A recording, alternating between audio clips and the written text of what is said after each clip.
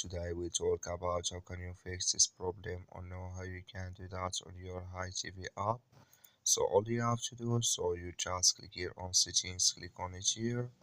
When you just click on settings, it's going to show for you a list like this here. Then you go down, just keep going down, click here on apps. Come to apps this here, in there you're looking for HiTv app or just click here on search. Then here add HiTv app, just click on it here.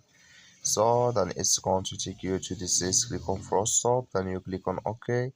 Then you go down, just click on storage, come to storage list here, just click on clear cache. Then all you have to do, so you just go to your Play Store, click on it here, search here for HiTv. It's going to show for you like this.